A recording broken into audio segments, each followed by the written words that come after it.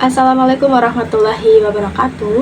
Perkenalkan, nama saya Yunima Suryani Tias dengan NIM 8602-81475 dari UT Surabaya, Prodi PGSD, semester 3. Pada video kali ini, saya akan membahas tentang pelajaran dari sejarah lahirnya Pancasila bagi generasi muda.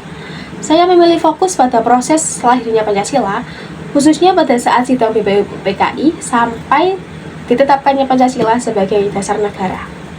Pada masa itu, Indonesia sedang mempersiapkan kemerdekaan. Nah, para tokoh bangsa seperti R. Soekarno, Muhammad Yamin, dan Supomo berdiskusi untuk menentukan dasar negara yang mampu menyatukan masyarakat Indonesia yang memiliki perbedaan suku, budaya, maupun agama. Nah, ketiga tokoh tersebut, R. Soekarno, Muhammad Yamin, dan Supomo, menyampaikan gagasan mereka masing-masing mengenai dasar negara. Dan hingga pada akhirnya, pada tanggal 1 Juni 1945, R. Soekarno menyampaikan gagasannya, yang kemudian disebut dengan Pancasila. Setelah itu, mereka semua berdiskusi kembali melalui Piagam Jakarta dan Sidang PPKI yang akhirnya memutuskan untuk menetapkan Pancasila sebagai dasar negara Indonesia. Nah, hal yang menarik bagi saya dari proses lahirnya Pancasila ini adalah bagaimana para pendiri bangsa tadi tetap mengutamakan persatuan meskipun berbeda-beda pendapat. Yang kita tahu tadi dari ketiga tokoh tersebut sudah pasti gagasan mengenai dasar negaranya berbeda-beda dong, tetapi mereka tetap mau kayak berdiskusi, bermusyawarah, dan menghargai pendapat orang lain demi kepentingan bangsa dan negara.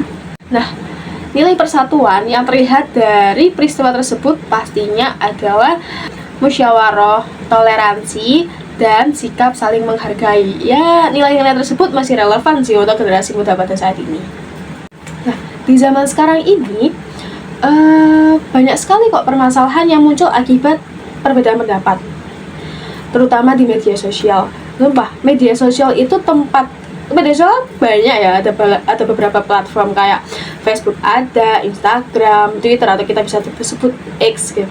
Kalau kita main salah satunya atau kita punya beberapa aplikasi tersebut, kita bisa paham kok, oh ternyata rakyat Indonesia belum bisa gampang menerima perbedaan gitu ya.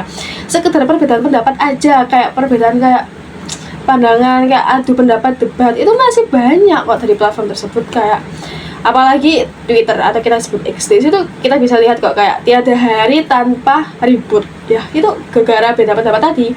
Terus kayak Instagram itu bisa dilihat kan Instagram tempatnya orang-orang yang flexing, kayak upload pencapaian. Di situ kalau ada orang yang nggak suka, bisa aja dia kayak nyebar hoax dari kayak orang yang postingan gini terus disebar kayak dia bisa kayak gini gara-gara gini kan, kayak informasi yang belum valid tapi dia udah disebar kemanapun. Media sosial tempatnya cepat kok buat nge-share informasi tersebut, entah itu benar atau enggak. Media sosial cepat banget nge-share informasi tersebut.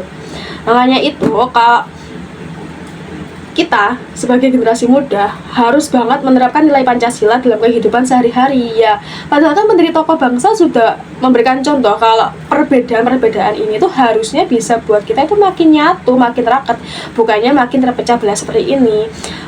Dan gimana cara kita nerapin nilai Pancasila dalam kehidupan sehari-hari? Ya kita bisa mulai dari menghargai teman yang berbeda pendapat, menjaga sopan santun, menjaga bagaimana kita berinteraksi, berkomunikasi, bermedia sosial, dan tidak mudah terprovokasi khususnya oleh informasi yang secara mentah kita dapat. Setidaknya kalau kita mau percaya, itu kita gali informasi lebih lah tentang informasi tersebut. Kayak kita pastikan lagi, bener enggak ini seperti ini gitu. Kayak generasi muda saat ini tuh gampang banget sih kemakan hoax. Ya kayak gitulah. Oke, jadi menurut saya sejarah lahirnya Pancasila bukan hanya untuk dipelajari, tetapi juga menjadi pelajaran penting agar generasi muda bisa menjaga persatuan dan kesatuan serta menerapkan nilai-nilai Pancasila dalam kehidupan sehari-hari. Oke, terima kasih. Baik, demikian video yang dapat saya sampaikan.